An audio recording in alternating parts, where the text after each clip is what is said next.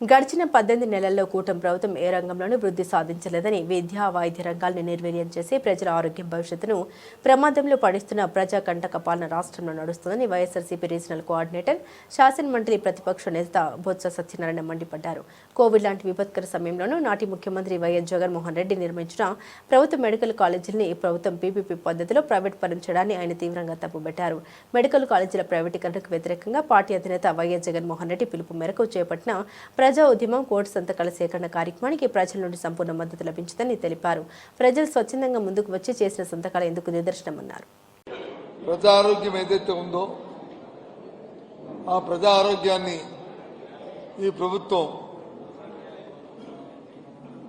మొత్తం రాష్ట్రంలో ఉన్న ప్రభుత్వం గత ప్రభుత్వం పెట్టిన అన్ని మెడికల్ కళాశాలని పీపీపీ మోడల్లో ప్రైవేటిజం చేద్దామని ఒక దుర్మార్గమైన ఆలోచనతో, ఒక అవినీతికరమైన ఆలోచనతో వారు తీసుకున్న నిర్ణయానికి దానివల్ల ప్రజలు జరుగుతున్న నష్టాన్ని గుర్తెరిగి ఒక బాధ్యత ప్రతిపక్షంగా దాన్ని అది మంచి సాంప్రదాయం కాదు, ఆ విధానాన్ని వ్యతిరేకిస్తూ కోటి సంతకాల ఉద్యమాన్ని, కోటి సంతకాలు ప్రజలను తీసుకోవాలని, అదేదో రాజకీయ పరంగా కాకుండా ప్రత్యక్షంగా ప్రజల దగ్గరికే పోయి ప్రజలకి వాస్తవ విషయాలు తెలియజెప్పి స్వచ్ఛందంగా వాళ్ళ దగ్గర సేకరించి వాటన్నింటినీ కూడా రాష్ట్ర గవర్నర్ గారి ద్వారా ప్రభుత్వానికి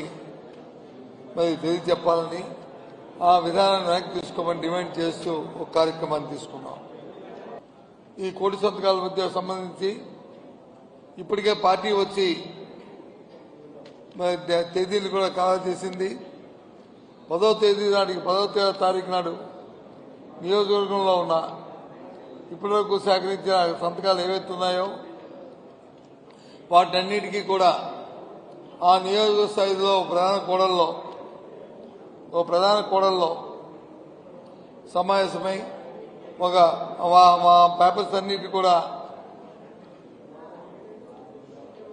ఒక రవాణా ద్వారా జిల్లా కేంద్రానికి అవన్నీ పంపించే ఏర్పాటుని శాంతియుతంగా అది ప్రధానికి తెలిసేటట్టు కొంతవరకు కూడా శాంతియుతంగా మరి మా వ్యాన్తో పాటు వెళ్లి ప్రజలందరికీ విషయాన్ని చెప్పి వెళ్ళాలని నిర్ణయించాం.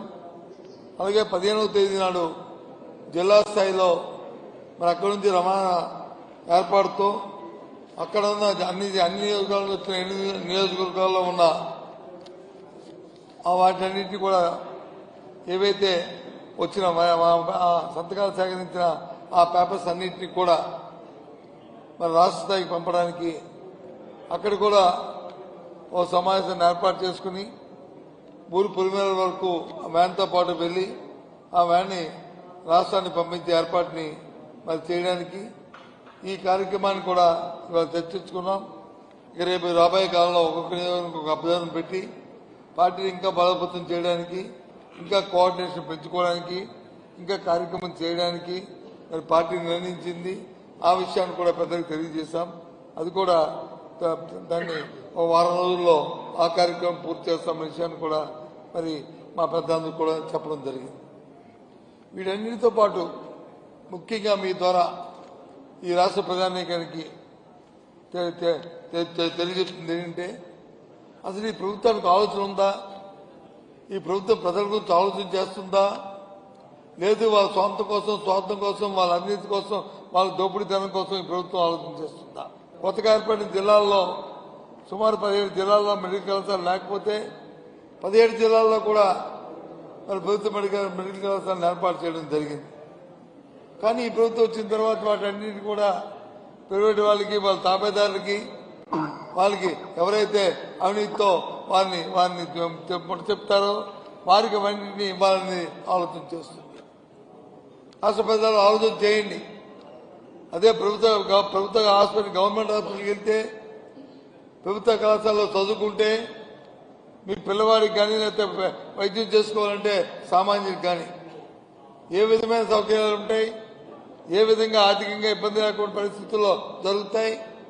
కానీ ఇవాళ ఈ ప్రభుత్వంలో మరి తీసుకున్న నిర్ణయం వల్ల రేపు రాబోయే కాలంలో మరి ఏ విధంగా ప్రజా వైద్యం మరి ప్రైవేట్ పరం పోయి ఎంత ప్రజా ఇబ్బంది పడాల్సి వస్తుందో ఆలోచన కోరుతున్నాను.